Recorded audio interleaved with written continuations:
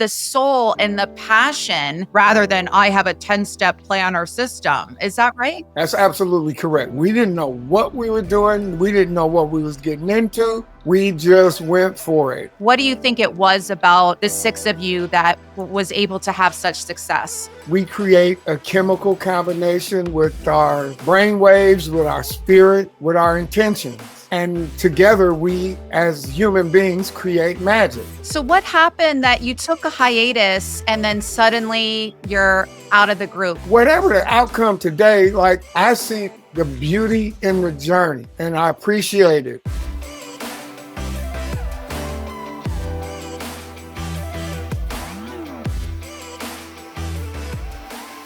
Hi there, welcome back to Raj with Kate Eckman, here today with musical legend Norwood Fisher, founding member of Fishbone, an American rock band that has a very distinctive, very eclectic sound that has influenced so many musicians since its founding in 1979. What a great year. Norwood, thank you so much for being here today. No. It was 78 when I first met the guys, the first couple guys that would become Fishbone. Was 79. So that was Kendall Jones and Christopher Dowd. 79, Angelo showed up and we got to know him and then we started making music. It's kind of unheard of to think of 12-year-old kids meeting and then going on to forming a very successful band, and just how hard it is to do anything in the music business, let alone be, touring the world and have commercial success, and to be together for so long in a, we'll sadly call it a toxic industry. And this band has recently had a big change and disruption because despite you being a founding member, despite your name being part of the Fishbone name, your last name being part of the Fishbone name, you are no longer with the group as of a few months ago. So we'll get to that, but could you just share a little bit about how this magic all came together, what allowed it to be success, and then ultimately why you're no longer in a group that you created? I'm laughing with, not out, because I feel like I feel you. No offense in anywhere. So you know what? We just had the nerve to dream and follow through, right? And to just do what we wanted to do, how we wanted to do it. And really, it's the people that came before us that really informed us that was possible. Like Sly Stone and Parliament Funkadelic, George Clinton, Bootsy Collins. Those are the people that we admired maybe the most, but it was a whole world of music. And being that, like, coming into the mid-teens in like 77, 78, 79, punk rock was just starting to emerge and the rails was off. Like, there was no boundaries with that, and you could look it up if you don't have no clue. Dr. Demento was a radio show, syndicated radio show in the 70s, and Dr. Demento, it was like it sounds. He played Frank Zappa. He played the most bizarre stuff. If you ever hear a song called Fish Heads, that came from the Dr. Demento show. And so out of the 60s, music, there was opportunity to take chances. And all we did was make music that represented our record collection and our interests. We just mashed it all up and because punk rock. It sounds like you didn't even know to be confident or have some strategy or business plan like everyone talks about now. You just kind of went for it. It was the soul, which we hear in the music, but the soul and the passion rather than I have a 10-step plan or system. Is that right? That's absolutely correct. We didn't know what we were doing. We didn't know what we was getting into. We didn't know who we was going to meet. We just went for it. So the one thing that we had at our advantage was that we started really young. But the thing is, we didn't have a clue on how to get booked in a club. So we rehearsed for 4 years. Wow. So when we finally hit the clubs, we was tight. We didn't know it. We didn't know how we occurred. We were just doing what we did. And, and we had this reputation for being tight, and we were just trying to get tighter. We didn't know. I love that you just said this so much, Norwood, because people always talk about this overnight success or you'll just make it look easy. So people think you just show up and make all this money and get these record deals. I love that you focused on the craft and the joy and art of making music rather than we got to get paid right away. We got to book this right away. We got to get a deal. You were so rehearsed. And I think that set the tone and foundation for you to be able to have the success rather than rushing the process. Yeah, absolutely. And our parents just allowed us to do what we were doing. They didn't, nowadays a kid gets super talented and the parents want to put them on display all of a sudden, and YouTube and social media of all kinds is that people feed those machines. But we just stayed isolated and worked because we didn't know anything else to do. But it gave us 4 years of sharing with each other, sharing what we thought musically, sharing the artists that we love, discovering music together. So there's a chemistry with the original 6 members that cannot be duplicated because we discovered life together. Oh. You know what I mean? For better or worse, we started drinking together, started smoking together.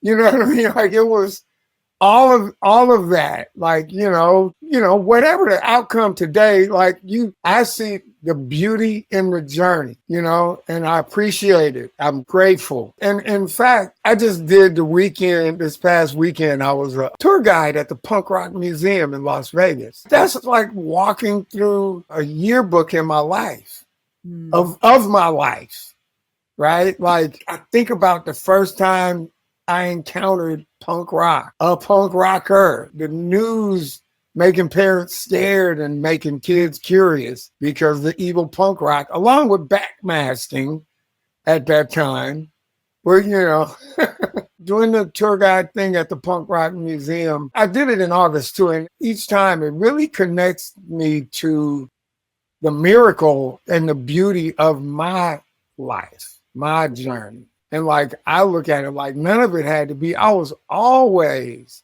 no matter how big the audience was, I always looked at it like this doesn't have to be, and I'd be grateful. I never took it for granted. Ooh. And I didn't take my brothers for granted. I can say that to the end, I always understood the beauty and the value in each member and everybody that ever came through. You're speaking to themes about why I love and miss when I grew up, the 80s and the 90s. And it was more about connection and creativity and entertaining yourselves and creating art for the joy and the fun of it. And what you're describing is something I long for and don't see as much anymore. And now with AI and everything else, but I feel like this could be the whole theme of the episode. Those 4 years of rehearsing and connecting and growing up together and evolving together and getting to know yourselves and experiencing life together, how that led to this career. And also doing that while you were kind of going against the grain and playing some new types of music. And so what do you feel like, at that time, was there some fear in terms of we're doing something so different? We don't really know what we're doing? Or did you,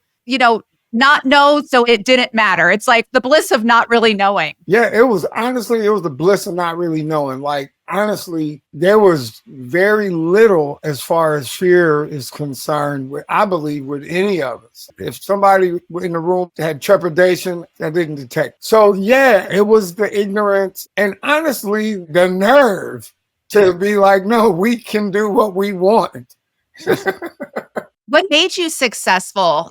Because so many people could have the same origin story that you just described and nobody knows them except for a few people in their hometown. But you're, this legendary group. What do you think it was about the 6 of you that was able to have such success? We didn't know that we were doing something groundbreaking. Obviously, there was something groundbreaking happening. We didn't have a clue what it was. Wow. Once people began to say it, then you go like, oh, really? I guess we're those guys. And as our career went on and we began to encounter people and they told us what we meant to them, other bands, artists of all kinds, then you kind of begin to get a picture of it. There was a thing with our live show, which was impactive dynamics to the highest of festivities. We went berserk on stage. But again, that's what we thought it was about. Like, growing up watching the Midnight Special and Don Kirshner's rock concert, Soul Train. And, there were certain acts that impacted us. And it was the crazy ones,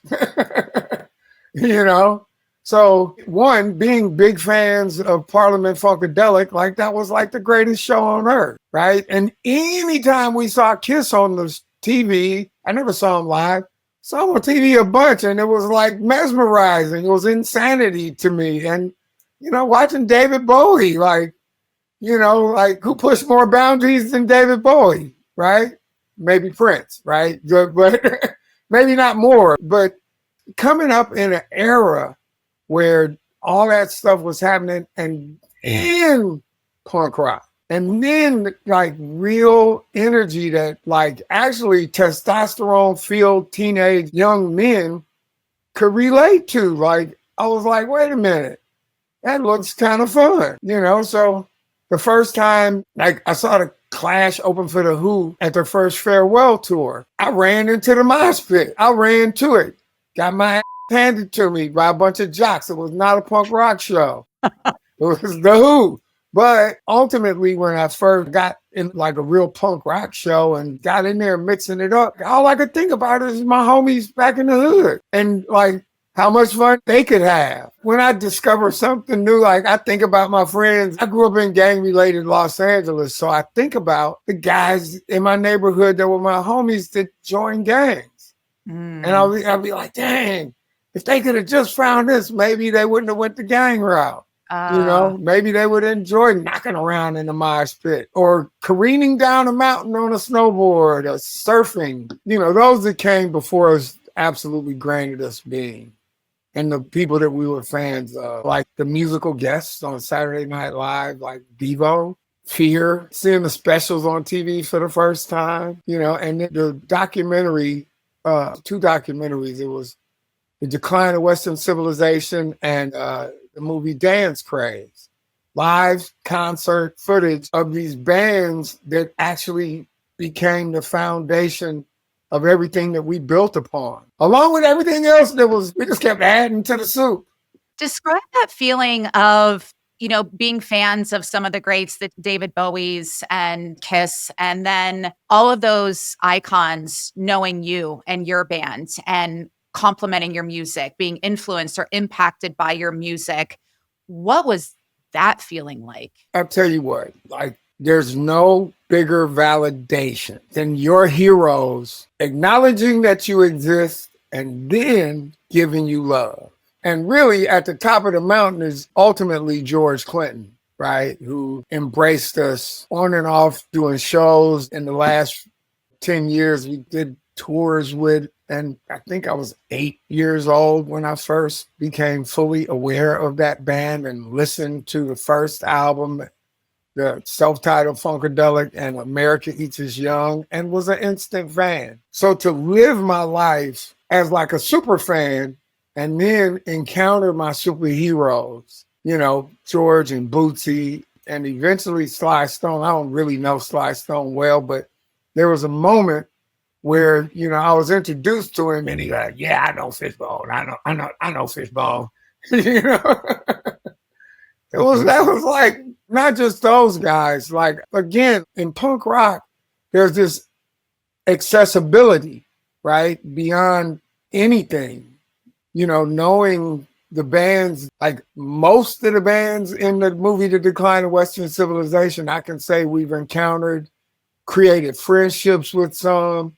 And if it ain't real friendship, had amazing encounters with. Like, I can't think of somebody that was an it sounds like so many people, whether they want to be a famous actor, athlete, musician, podcast host, or whatever they want to do, a well-known attorney, do well in private equity, everyone's obsessed with the goal and wants to be there already. And I can say that because I've been one of those people. We're so focused on the goal because that's our culture. And less emphasis is placed on the joy of the journey or trusting the process. And I love hearing real life stories of people who, it's not like you set out like, all right, we're 12 years old, we're going to sit down, we got to write some Grammy winning songs and albums, and we got to be rich and famous. And you got there, you got to the success, you got to the mountaintop, but in a very pure way. And I'd argue that because it was done in that way, you had longevity. And then you were able to be in this band for 45 years, which is wild. So do you think that is part of the success? You know, talent aside, hard work aside, is there any other magic ingredient that you proved? You know what? It's the chemical combination of the guys that started the original intention. Honestly, it was the just right chemical combination. It took all 6 of us to create that. And it would have been a different journey if anyone would have been different involved. Most of the members went away and eventually came back. And there was nothing more evident to me than when the original members, there was one moment where the entire original band performed together. And it was for a wedding. I don't remember, like 2016 or 17, I don't remember. But anyway, there was a moment, man, where everybody's in the room together playing in a rehearsal. And I had like, oh, I get it. I had played with other people playing that music, and some of them were like leaps and bounds better musicians than some of the original members. It didn't matter. Oh, I love that. The level of musicianship was perfect to create what we did. And every time that didn't work out and everybody went back to their own corners, and eventually I kicked open the door again for most of the original band members to come back together. And again, I'm sitting in a room, you know, original keyboardist Chris Dowd. Every single keyboardist that came in the band is incredibly much better musician than he is. But what he brought to the table, there was a moment in a rehearsal, we're playing a song called A Selection. And Chris is playing the parts that are actually on the album, which, you know, he rarely did before that. And I heard the machine doing this thing, and I'm like, I got the magic in the chemical combination in the room. Mm-hmm. And ultimately, that's what we create in bands, and actually in any endeavor where there's like maybe 2 or more people involved. We create a chemical combination with our brain waves, with our spirit, with our intentions. And together we, as human beings, create magic. A chemical combination. And I'm thinking how much that applies to marriages and friendships and business partnerships and creative connections, because so many times people are quote unquote perfect matches on paper, but it is this unique, and you can't create it or destroy it. It's either there or it isn't. And to really capitalize on that and see how unique and rare it is. And I'm so glad that you capitalized on that unique magic, because it is so rare. And then when the love fades, if you will, or I don't know if the chemical connection, you know, evaporated into thin air, but after 45 years and at the end of 2024, you found yourself, despite being a founding member, despite being Norwood Fisher of Fishbone, you were no longer in Fishbone. Okay, so that was December 2023. I played my last show. Oh. Right? I'm just past the year mark of not being involved in the band. In all intents and purposes, it's the band that I started. We all started together, but I was the guiding force through and through. And the business of the band was my responsibility from the beginning. And my bedroom was the cauldron that all the magic was initiated in, by and large. You know, it was a long time coming. You know, Angelo, our lead vocalist, he voiced for quite a few years and acted out in frustration. And he really did not want to be Fishbone anymore. And he had his side projects and he saw them as more important, a lot. And so there was times where we couldn't work because he wanted to do other things. I recognized it, and at some point I was like, why am I trying to hold this thing together? And I started talking to him about like, dude, if you're this unhappy doing it, let's draw it down and just try to ease out gracefully and maybe figure out when we could come back and do it when it feels good. He just looked at me. He's like, I'm addicted to it. But he hated it. That's so interesting. First of all, the fact that you lasted more than 4 decades is quite phenomenal and unique and rare. But I know that there has to be some sort of heartache because it is like a marriage ending or a brotherhood ending and something that you thought you'd have forever. And you did have that really chemical connection that you'd say. So, what was it like when you found yourself? And it's my understanding, I'll let you elaborate, that you didn't quit. You weren't forced out. You weren't fired. I don't know how you're fired from a group you start, but I will explain. We agreed on a hiatus. I was, emailed a letter that had a bunch of demands and resentments. I tried to negotiate. Negotiations didn't go well. I was facing an ultimatum, like adhere to these demands or let's go on a hiatus. And I'm like, it, hiatus is what it is. And let me say this, it seemed to be influenced by the management that is still the current management. And I had spent like a couple years trying to figure out, I've been talking to the band saying something's wrong, y'all. I can't put my finger on it, but something is wrong. But I didn't want to go around being alarmist, 5-alarm fire. And I was pointing to management though, like, look, this needs to get figured out. There were some gigantic missteps. And I tried to talk to the band through it without killing the momentum, because we had a momentum going that I was like, look, I've managed the band several times, but I was in a situation where I'm like, most managers, I'd be like, I could do it better myself, or I could at least do it at what they're doing myself. This was a situation I was like, I couldn't do all this stuff myself. Somebody's thinking beyond, somebody's smarter than me. And so I just didn't want to just kill it. I'm like, let's see if we can figure this out. And so I went against my gut. Oh. My gut was telling me dump. And I went against my gut because I try to test reality and I don't assume I'm right. And it bit me in the ass. But I thoroughly believe there was money issues that begin with management. But beyond that, Angelo resented me for a long time. Wow.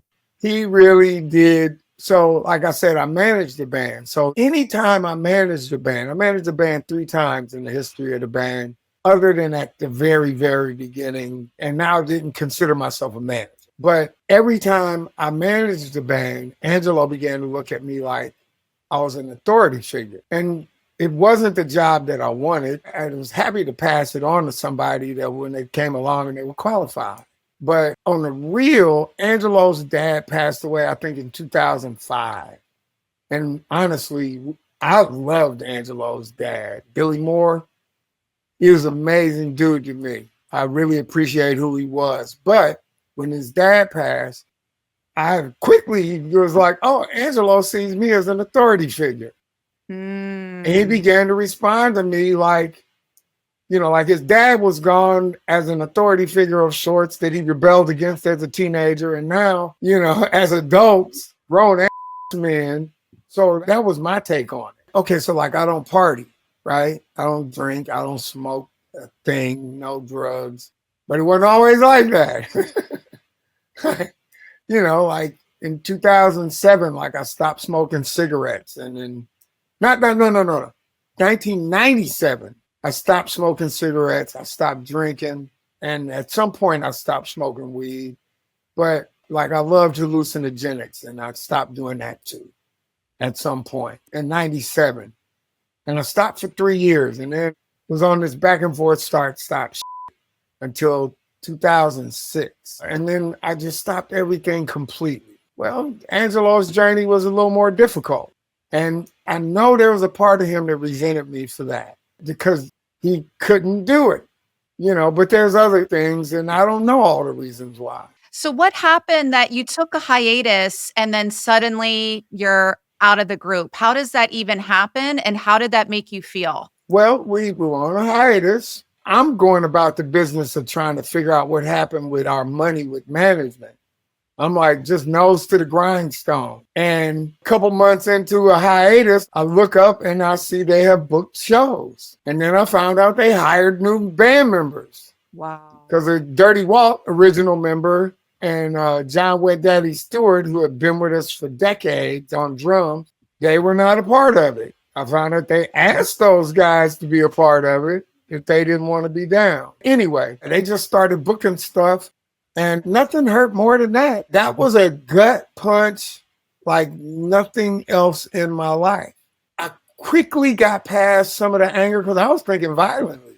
And I know that I don't want to be violent. That's not who I want to be.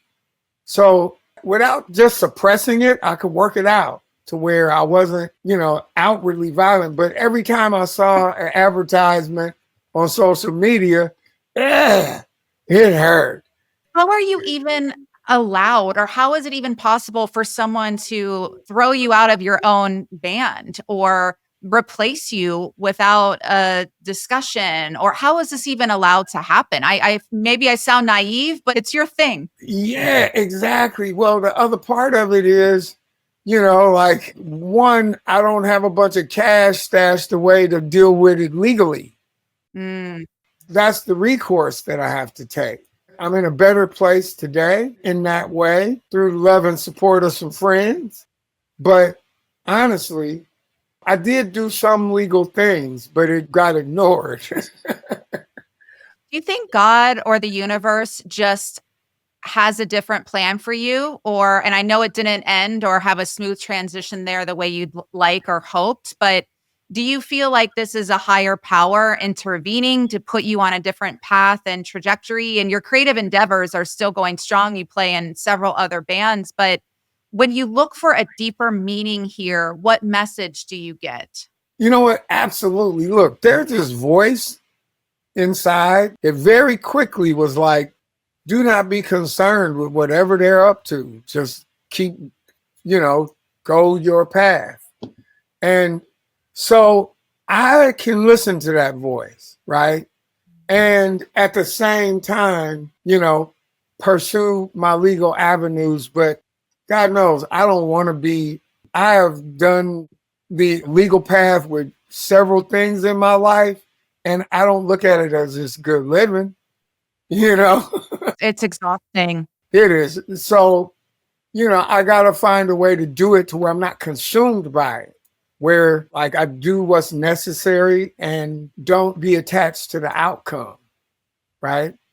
So in my life, I am very much someone that loves to give back.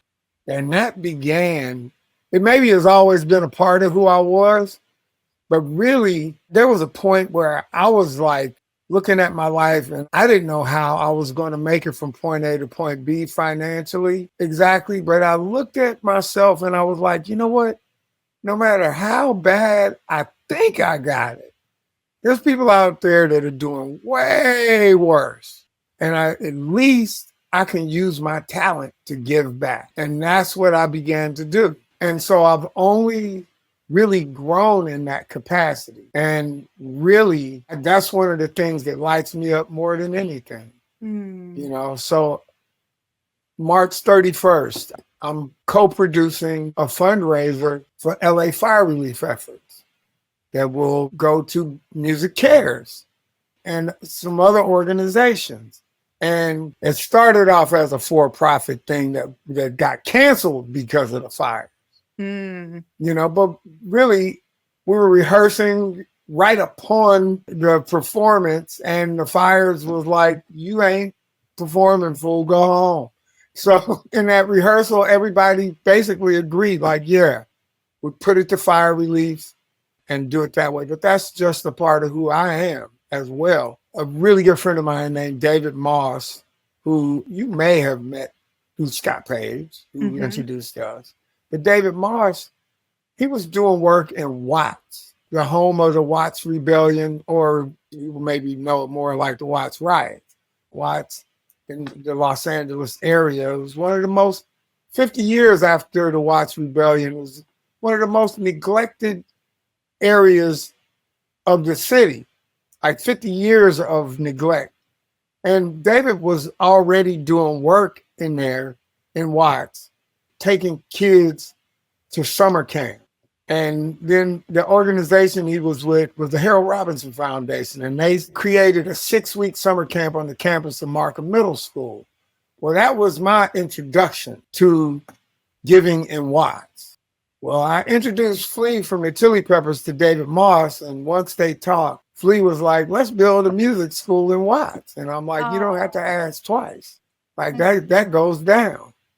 And so we began to embark on that journey. And, you know, my dreams got bigger. Flea brought that on, and my dreams expanded, that is. You know, at some point through a conversation with one of the board members, we did a soft launch of what we call a Watts Conservatory of Music. Completely nonprofit. No one will make profit from it unless they're teaching or working, really. In the 6-week summer camp, in the music course, 50 kids at the end of 6 weeks did a concert for the other 200 kids in the summer camp. And really hardly any parents showed up. One of the board members is like, what's with the disconnection with the parental enthusiasm?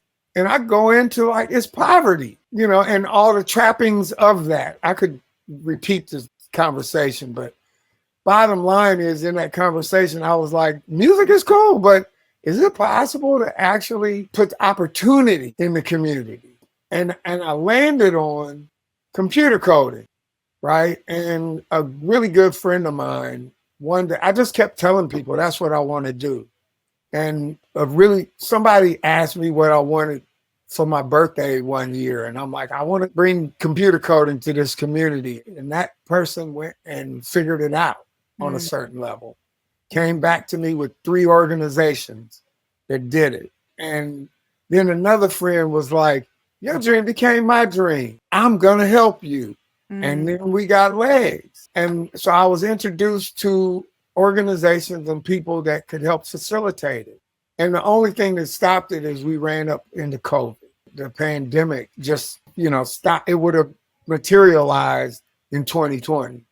But in 2025, now we are about to launch the school. Congratulations. Yes. And it looks like we'll have 2 locations. It looks like we're going to do a summer program at Verbum Day, is a Jesuit school in Watts.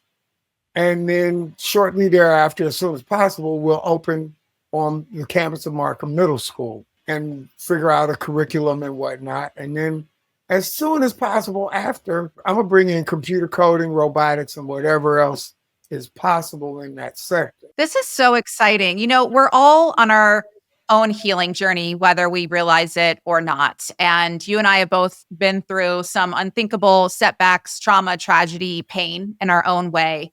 And I think we both have taken that as an opportunity to make it a catalyst for great transformation. And this show, I started out of that. And you've started these schools and these programs out of no longer being with this band that you started, and how much that hurt, and the anger and even violent thoughts that you had. What really was it that you were able to release that anger, accept that you're no longer in your beloved band Fishbone, and make these changes and go on this fresh path? How were you able to do that? Well, first and foremost, I was able to look at the history from the beginning to my last show and be like, I did enough. Oh, I'm not obligated in my life to continue with them dudes, especially in that level of betrayal. wow. I'm like, I know in the depths of my soul that I gave way more than I took. I showed up for my brothers, and I respected the brotherhood. I, from the beginning to the end, operated out of love. There was frustration. There was a moment in the last few months of the whole thing, I didn't know what was coming at this point. We were on tour with George Clinton, and we were having a band meeting. Not a band, just talking in the tour bus. But I was going on about like being a support system for each other. And, Angelo looked at me and in the middle of all, he looked at me like I didn't really understand what was coming, but he was like, I despise you because what I was saying was far-fetched. And I Wow. looked back at him and I was like, well, that's unfortunate because I don't despise you. I actually love you. I just don't like the shit you do all the time, right? And you know what? I can look at that and not take it personal. I'm really good at not taking it personal. Honestly, like it's like a 3-year-old child telling his parents, I hate you. Please, right? I don't take it personal. It is my ability to not take it personal and immediately go like, wait a minute, I did my duty. I know that I gave.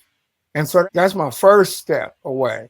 And then honestly, I'm a surfer. And at some point, I was like, the water will heal me, you know? Did you ever consider walking away from music altogether after this fallout? Hell no. What keeps you going? What keeps you in it? I'm a lifer, man. I asked for a guitar at 6 years old and got it.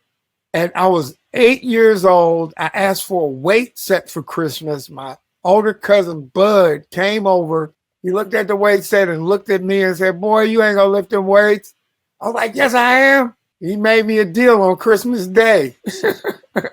He traded me his bass, his amp, his speaker, and gave me my life. A rock record collection with the music that would be the foundation, them Funkadelic albums, Graham Central Station, Woodstock 2 with amazing performances of Sly and the Family Stone, Jefferson Airplane, and whatever else was on there. There was, Otis Redding, right?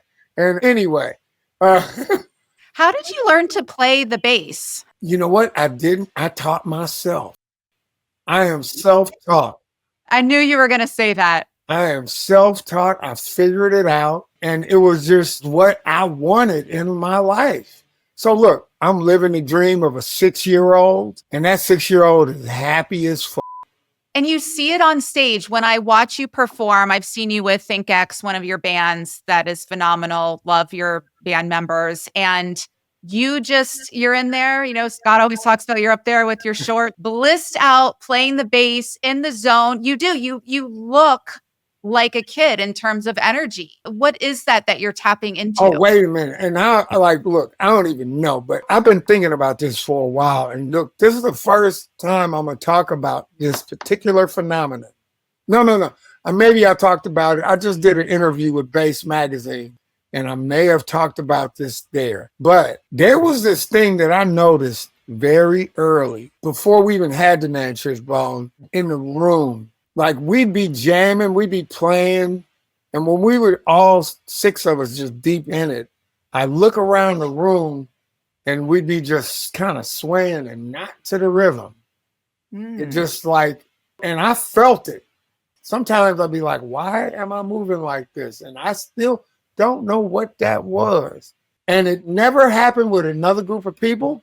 And it has never happened. I didn't notice it when we all got back together either. But when we was kids, like maybe clear up until the first member exited, I would periodically, we'd be in the room jamming and it would be this swaying, this involuntary. I never actually asked them dudes if they ever noticed it. It's like you went to another dimension, it sounds like. Yes, we was tapped into something. And honestly, my pursuit has been for a long time the inner journey. Like I said, I used to like hallucinogenics a lot. Sometimes I'm like, oh, I don't have to be cognizant and fluid in thought. I could be disjointed and up. But there was one time, like, it was in the early 90s. I was on the phone with Perry Farrell, Jane's Addiction, and one day he was like, yeah, man, we're the shaman. And I was like, yeah, we're the shaman. Yeah, I'm a shaman. I got some books on shamanism. I don't remember if I finished any of them. I was like, and man, I can look back and say like, boy, I am really grateful for my experiences. And not all of them were amazing. I short-circuited every now and again. That's not a bunch. And there was this thing But Angelo's mom was the first person, I think I was 15, she called me the devil. And Angelo told me. And several times in my childhood, she called me the devil. But there have been other people in my life that called me the devil. And I was like, didn't think I was doing nothing devilish. I ain't no angel, but I got some problems. I hurt people in my life, and I'm hopefully past that. I remember once, it was in the late 90s, we was in Philadelphia recording, and I was in a hotel room by myself. And I was like, well, if there's a devil, I'm going to look for the devil in me. What'd you find? I did not find the devil. I may have connected with my own spirit in some capacity. But before that, I went through some in my own self. So like I have precognitive dreams, right? And not as much as I did long ago, but it still happened. And it began to happen maybe in my teen years. And I dated this girl, and we had the experience of a shared dream. And now she told me I'd wake up because I was kind of precognitive, and sometimes things would happen in close proximity to when I dreamt them. So periodically I'd wake up in my girlfriend's bed and I'd tell her a dream, and she'd say, oh, that's funny, I dreamt the same thing. And I brushed it off. I'm like, she's just trying to make it seem like we're closer than we really are. And then one day, like, I woke up from a dream and I'm telling it, and she said, funny, I had the same dream. And I was like, what happened next? And she told me my dream. Oh, wow. She ran my dream back to me. It ran me out. You were connected, and she's intuitive, which we all are, but she was tapped into her intuition, and you felt it. What do you make of that? What do you make of that? What do you make of that? I think everybody on the planet has, I think what they call extrasensory perception. I think everybody on the planet has these things. It says human as the ability to climb a tree if you got all your limbs and working, like as walking down the street. I think that culture, society, whatever is constructed to have us ignore those things and be afraid of it. Religion does it, schooling does it, science has done it. And now science is catching up to, what ancient cultures would have said, no, this is normal. I just believe it's all possible. Like in the 90s, I went and I did landmark education, which came out of S. And so that was a really good friend of mine, Overton Lloyd, who's an artist for George Clinton since the 70s. He still works with George Clinton, right? So he pointed me towards landmark education. So that, blew my mind. And he coached me in the fact that, like, you know what, if you don't just make this yours and you don't just repeat what they're saying, don't make it into a cult, because people make it into a cult. So I just took it on like that, right? And I've always been interested in philosophy. When I encountered Joseph Campbell, I was like, yeah, bow down. So I'm interested in story and how that relates to human psyche, language. I'm a songwriter, a lyricist. I like words. So I used to read the dictionary and go down into the dictionary and find out the roots of words. Why does this word do what it does? And, so when I came across the fact that, like, every possibility that every word we're saying is a spell, I could relate. And I'm like, yeah, so mind what comes out of your mouth. Yeah. I like that. What is the key to evolving creatively and as a human? Curiosity, and actually fearlessness. If you could get beyond your fears, right? I had a therapist. She said to me several times, like, there's only love and fear, and then everything else is just fragments or, combinations of those or whatever. And I'm only just starting to grasp that. And the fear is the one we made up, and love is the one that's like, really, that's all that exists. I was saying it's all love for a while, but I didn't know what I was saying. I was like, Snoop said it's all good. I'm like, it's all love. That's how that came about. I wasn't thinking about the gravity of it. So getting beyond your fears and actually the desire to understand yourself. Like I said, like I'm on a journey within. And the more that I unpack of myself, then the more authentic I can be. And that's really my pursuit. What is instrumental in then getting to know ourselves and tapping into this authenticity, which is also our creativity and our curiosity and our humanity? What is that other key piece that has really worked for you in terms of healing and then also elevating and expanding not just your consciousness, but your capacity to love? You know what? I can honestly say I don't exactly have an answer that maybe would be like, hey, just follow these steps. I'm more or less like learning as you desire to know yourself. I think your indwelling spirit guides you. Just like everybody's path is different, but really it is the desire without fear to uncover what's within. And, I'm at a stage in life right now where I'm like, let me go see a psychiatrist, a therapist, a psychologist or something to really, because maybe I can't do all this myself. I called an old friend that I ain't talked to in years that does energy work. He offered me years ago. It's about energy work. I just called. I'm like, bro, I'm going to take you up on that offer, right? I don't know what's going to happen. I don't know that much about it.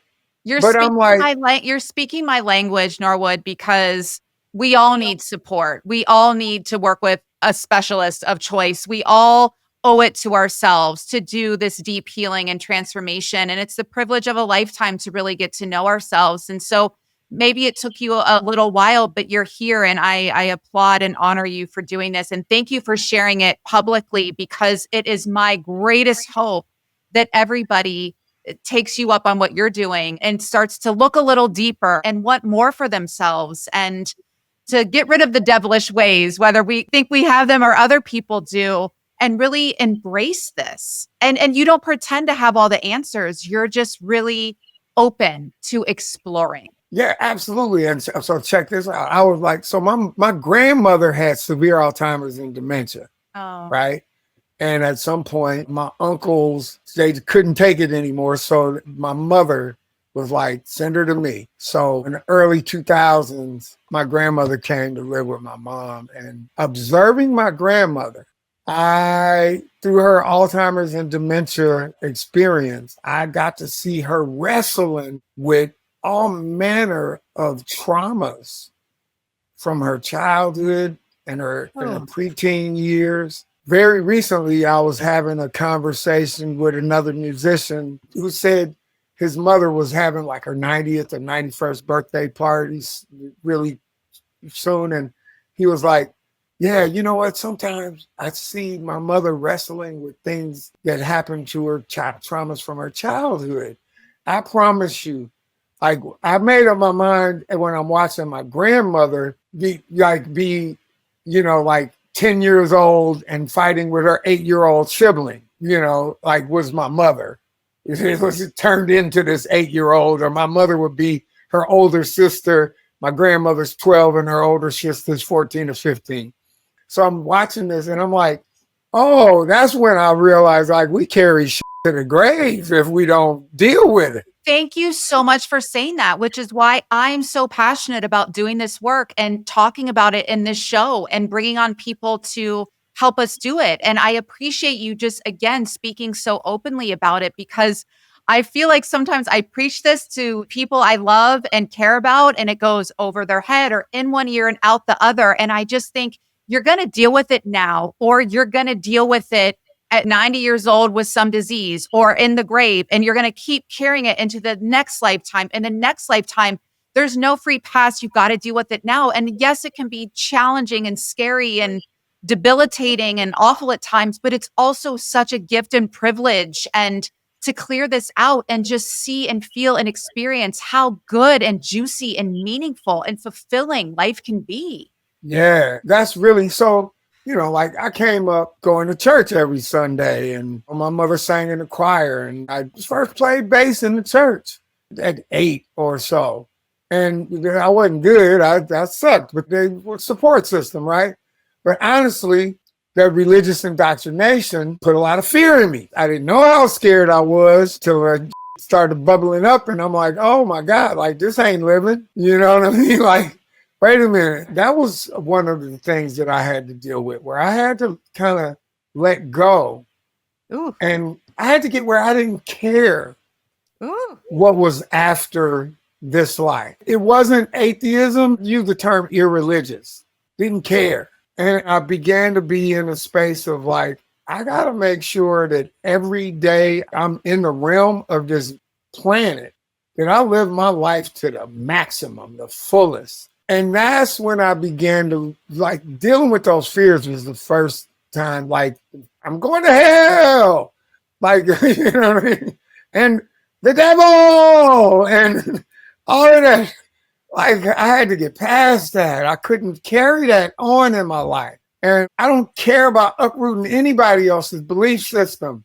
I'm just like, look, this is my journey and it's my life. And I got to do these things for my own well-being. There was a conversation I was at a friend's birthday party, and it was like me and like 6 women for one of my girlfriend's female friend's birthday party. And they started talking about like, what if you die and there's nothing? And somebody said, that's depressing. And I went like, it's not depressing. And I tried to explain like, no, I just had to put it on that might be the case. And if that's the case, what am I going to do?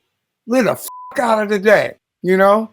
I'm not saying that's what it is, but ain't nobody got the answers, really. I appreciate that you're on this deep journey of self-reflection and healing. And it sounds like it truly is a gift that you moved on from Fishbone, as, heartbreaking as that could have been at the time, and feeling the disappointment and the betrayal. But it sounds like it put you on this other path where you're thinking deeper, feeling deeper, and what that can do for your music career and your creativity and playing with other bands, which everyone can look at in the show notes. But wait, let me say something, because my friend at that birthday party, she was like, I'm going to give you a book and then you tell me what you think. And it was a Brian L. Weiss book, Many Lives, Many Masters. One of my all-time favorite books. Wow. And so that blew my mind. But at the end of it, I'm like, that's a good story. I like that. The fact that like the whole thing is how he stumbled upon past life regression, practicing childhood regression. So I'm open to the possibilities of much more. I'm okay with I don't know shit. And exploring the possibilities is fun. So when people look you up online, they'll undoubtedly see all the music, accolades, bands, and so forth.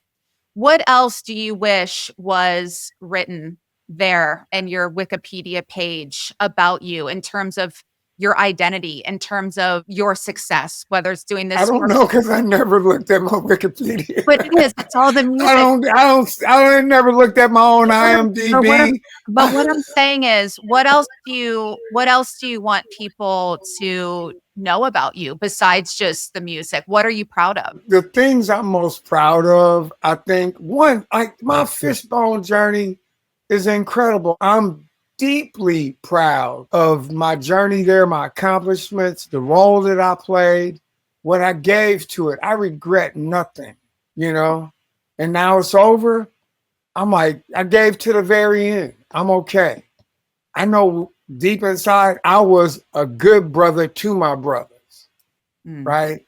Beyond that, honestly, it is my transition into a philanthropic mindset.